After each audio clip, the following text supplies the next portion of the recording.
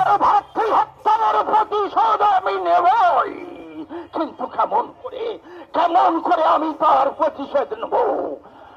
আমার গুরুদেব শুক্রাচার্য বলেছেন আমার শক্তিতে তা কখনো সম্ভব নয়, তাই আমাকে ব্রহ্মার তপস্যা করতে হবে। দেবাদিদেব মহাদেব বহুবার আমাদের অসুরদেরকে বর দিয়েছে, সেই বরে কোনো কাজই হয়নি। অবশেষে আমরা অসুরগণ পরাস্ত হয়েছি। তাই সেই দেবাদিদেব মহাদেবের যিনি সৃষ্টি করেছেন, সেই সৃষ্টিকর্তা ব্রহ্মার তপস্যায় আমি এখন রত হব।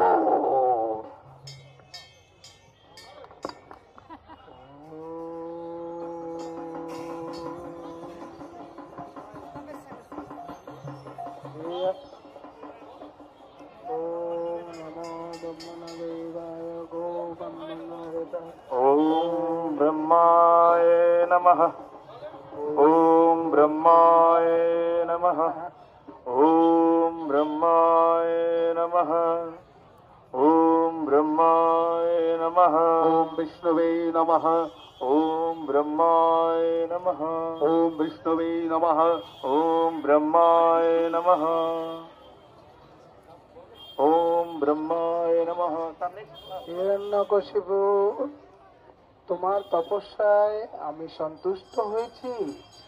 বলো, কি জন্য তুমি এমন কঠোর তপস্যা করছো? আমার তপস্যায় আপনি সন্তুষ্ট হয়েছেন? হে ব্রহ্মণ্যদেব, আমার কোটি কোটি নমস্কার গ্রহণ করুন। আপনি যদি আমার তপস্যায় সন্তুষ্ট হয়েছেন, তাহলে দয়া করে আমাকে এই বর দেন, যেন আমি কখনো মৃত্যুবরণ না করি। আমাকে অমরত্ব বর প্রদান করুন হে ব্রহ্মণ্যদেব। এ কি বলছো বৎস? আমি নিজেই তো অমর নই, কেমন করে তোমাকে অমর বর দেব? তুমি অন্য বর প্রার্থনা করো বৎস। না না, আমি অন্য কোনো বর চাই না হে প্রভু। আমাকে কেবল এই বর প্রদান করুন, আমি যেন অমরত্ব লাভ করতে পারি। এই একই বর আমি চাই, আর অন্য কিছু চাই না। শোনো হিরণ্যকশিপু, আমি তোমাকে এই বর প্রদান করতে পারি। তুমি কোনো জলে, জঙ্গলে, ঘরে, বাইরে, ওষুধ দ্বারা, অস্ত্রের দ্বারা, বিষের দ্বারা তুমি মৃত্যুবরণ করবে না বৎস।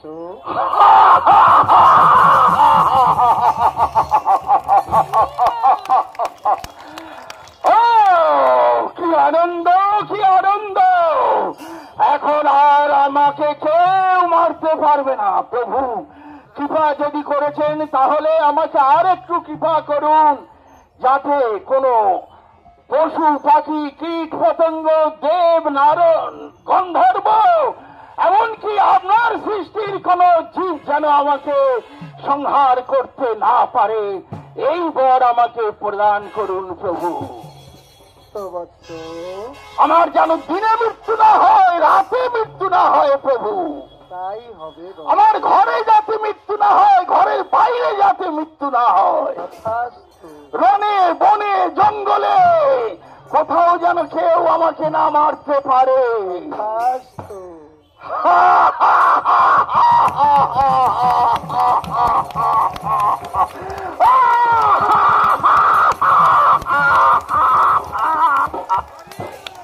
এদিকে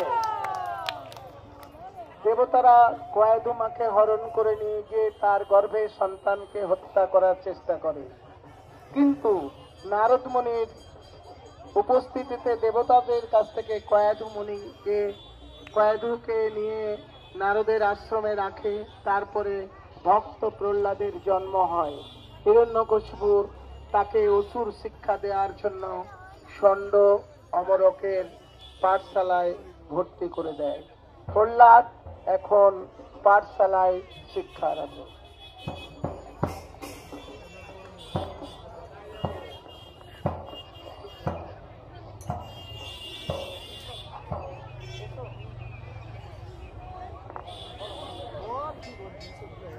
এসো, আমরা এখন বিষ্ণুর নাম কীর্তন করি।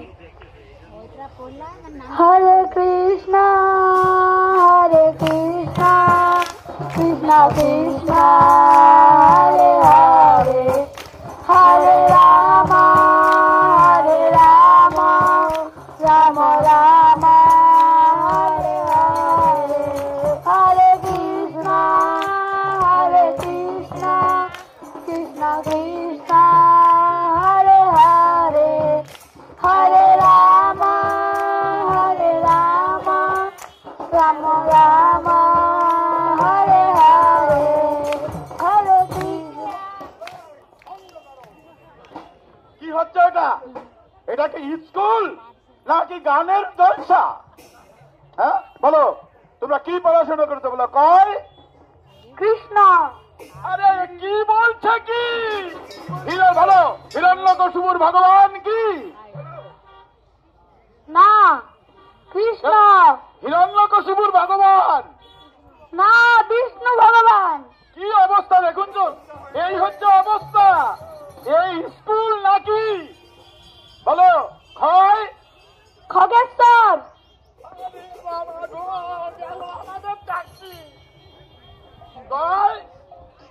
গোবিন্দ। অবস্থা খুব খারাপ। হিরণ্যকশিপুর কোথায় ভগবান, আর এরা কৃষ্ণ গোবিন্দ এসব নাম বলছে। আমার মনে হয় বুঝলে ভাইয়া, হ্যাঁ নিশ্চয়ই ওই ইস্কনের কোন ভক্ত আমাদের পাঠশালায় ঢুকে পড়েছে। ইস্কনের এই পাঠশালায় ঢুকে পড়াতে এরা এইসব গোপনে এইসব হরিনাম শিখাচ্ছে। আর এই যদি চলতে থাকে তাহলে আমাদের চাকরি তো গেল, আমার কলাটাও গেল। তাহলে এখন কি করে? চলো ওকে হিরণ্যকশিপুরীর কাছে নিয়ে যাই। আর এ দায়িত্ব নেওয়া যাবে না। নিশ্চয় আমাদের গদ্দান বাজাতে গেলে হিরণ্যকশিপুরীর কাছে আমাদের নিয়ে যেতে হবে।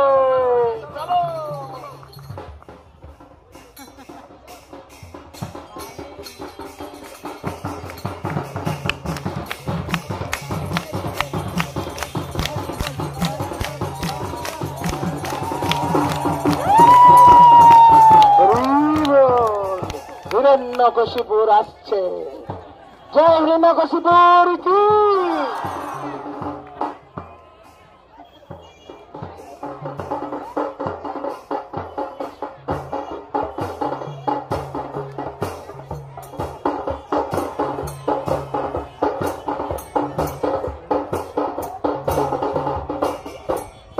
প্রহ্লাদকে আমি অসুর শিক্ষা দেওয়ার জন্য সন্দর্কার অমরকের কাছে পাঠিয়েছি। দেখা যাক, আজকে তাকে আনতে বলেছি, কি তার শিক্ষা দিয়েছে তারা, আজ আমি পরীক্ষা করব। এই যে সন্দর্ক অমর। হিরণ্যকশিপুর ভগবান কি। মহারাজ, আপনার পুত্রকে নিয়ে এসেছি, দেখুন ও কি শিক্ষা লাভ করেছে। এসেছো, ভালোই হয়েছে। পুত্র প্রহ্লাদ, বলো তুমি গুরু গৃহে কি শিক্ষা লাভ করেছ? এই বিশ্ব ব্রহ্মাণ্ডের মধ্যে সর্বশ্রেষ্ঠ ব্যক্তি কে? তুমি একবার তার নাম উচ্চারণ করো। কৃষ্ণ। কৃষ্ণ না, আমি তো সকলকে, স্বর্গ মর্ত পাতাল ত্রিভুবনকে আমি শাসন করছি। আমি সর্বশক্তিমান, আমি ভগবান। কে তোমাদের শিখিয়েছে? কৃষ্ণ ভগবান। ওই কৃষ্ণ হচ্ছে আমাদের বংশের শত্রু, তাই তুমি তার নাম ভুলে যাও। কখনো কৃষ্ণের নাম, বিষ্ণুর নাম মুখে নিয়ে আসবে না প্রহ্লাদ। ওই বিষ্ণু তোমার খুল্ল তা তো হিরণ্যাক্ষকে বধ করেছে, সংহার করেছে, বোড়াও রূপ ধারণ করে। হ্যালো মহারাজ, আমরা শিখাইনি এটা। এটা আমার মনে হচ্ছে ইস্কনের কোন ভক্ত ব্রহ্মচারী আমাদের স্কুলের মধ্যে গোপনে প্রবেশ করে আর এইসব শিক্ষা দিচ্ছে। মহারাজ সত্যি, ওই সারাদিন ধরে ইস্কনের ভক্তরা যা শিক্ষা দিচ্ছে একদম খারাপ শিক্ষা দিচ্ছে মহারাজ। তাদের কাছ থেকে এই শিক্ষাও পাচ্ছে মহারাজ। ঠিক আছে, আমি দেখছি, ইনকুমারি করে আমি দেখছি কারা তোমাদের গুরুকুলে ঢুকেছে। তাই যদি হয় সবগুলোকে আমি এই ব্রহ্মাণ্ড থেকে বিদায় দিয়ে দেব। আর একবার তোমরা এদেরকে নিয়ে যাও, ভালো করে শিক্ষা দাও, যাতে গুরুকুলের সকলেই আমাকে এই ভগবান বলে স্বীকার করে। আর আসরিক শিক্ষা তাদের সকলকেই দিতে হবে। যদি না দিতে পারো তাহলে তোমাদের ধর থেকে মুন্ডটা আলাদা হয়ে যাবে। কথাটা মনে থাকে যেন।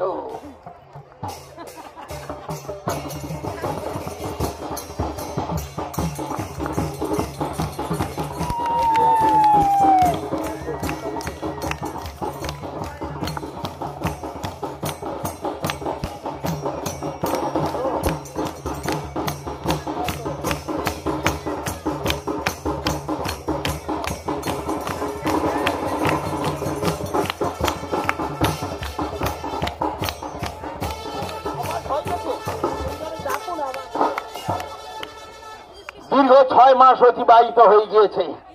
প্রহ্লাদকে এখনো তারা আসরিক শিক্ষা পূর্ণভাবে দিতে পারছে না। প্রহ্লাদ, ষণ্ডক আর অমর কোথায় আছো? তোমরা তাড়াতাড়ি চলে এসো, আজকে তোমাদের পরীক্ষা হবে। এসেছি মহারাজ, আপনি একবার পরীক্ষা করে দেখুন। আমরা আমাদের সাধ্য মতো ওকে আমরা শিক্ষা দেওয়ার চেষ্টা করেছি।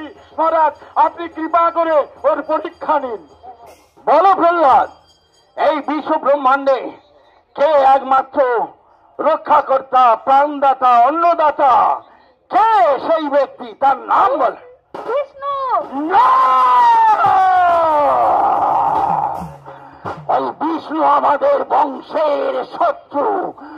তুই চন্দন বনে কত বৃক্ষ রূপে জন্মগ্রহণ করেছিস প্রহ্লাদ। এই কে আছিস? চলে এখানে। এই ষণ্ডক আর অমরকে নিয়ে গিয়ে জেলখানায় ভর্তি কর, আর এই প্রহ্লাদকে নিয়ে গিয়ে পাহাড়ের চূড়া থেকে সমুদ্র গর্ভে নিক্ষেপ কর। দেখি একে কে রক্ষা করে।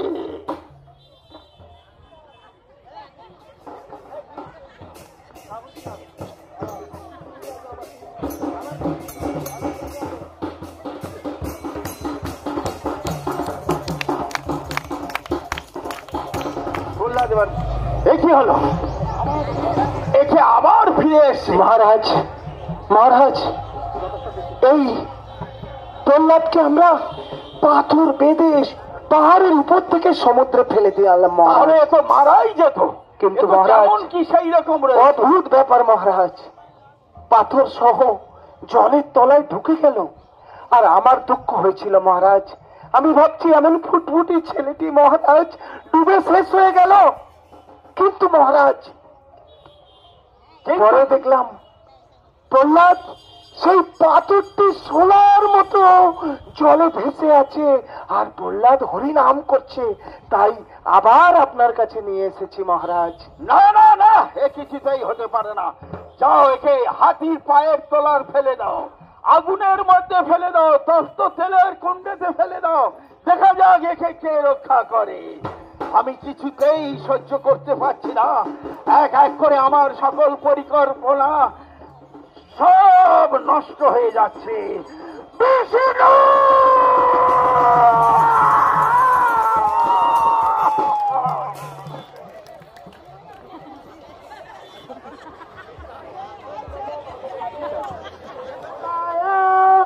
ওম নমো ভগবতে বাসুদেবায়।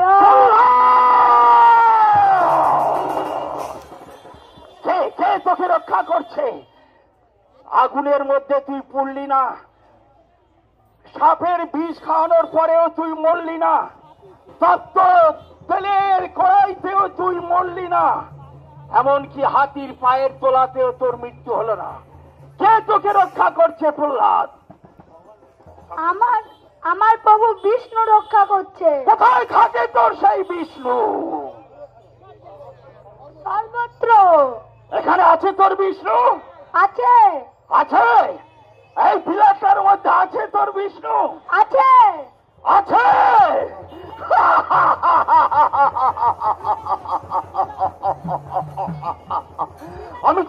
কতদিন ধরে তাকেই খুঁজছিলাম। সেই আমার ভাতৃ হত্যাকারীকে আমি উচিত শিক্ষা দিতে চাই। এখন তোর ভগবানকে তুই বলে দে নিজেকে নিজে রক্ষা করুক। আমি এই মুষ্টিঘাতের দ্বারা এই পিলারকে আমি চূর্ণ বিচূর্ণ করে দেব।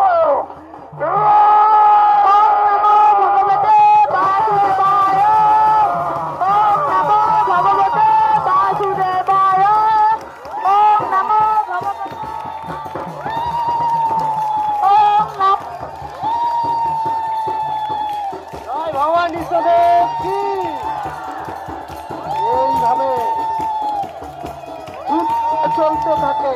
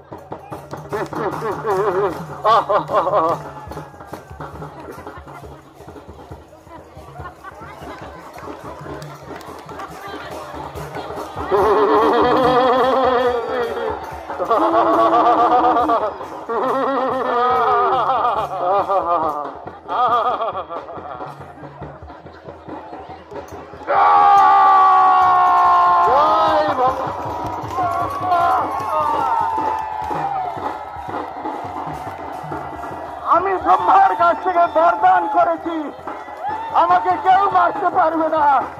দিনে মৃত্যু হবে না, রাত্রে মৃত্যু হবে না, চলে চলে অন্তরিক্ষে কোথাও কেউ আমাকে মারতে পারবে না। অস্ত্র শস্ত্রের দ্বারাও আমার মৃত্যু। দেখ, তুই অন্তরিক্ষেও নাই, তুই মধ্যেও নাই। একবার দেখ, আমার ঘরে মৃত্যু হবে না, ঘরের বাইরেও মৃত্যু হবে না। দেখ আমি কোথায়, ঘরেও না বাইরে নয়, দিনে নয় রাত্রি নয়, গোধূলি লগ্নে। আমার অস্ত্রের দ্বারা শস্ত্রের দ্বারা আমার মৃত্যু হবে না। দেখ আমি তোকে কিভাবে হত্যা করি, নখের দ্বারা। আমি তোকে, আমার কোনো পশু পাখি কিন্নর গন্ধর্ব মানব এমনকি ব্রহ্মা সৃষ্টির কোন জীব আমাকে মারতে পারবে না। দেখ আমি কে, আমি অর্ধেক নর অর্ধেক সিংহ। আমি কোন মানুষের সৃষ্ট জীব নাই, আমি স্বয়ং বিষ্ণু।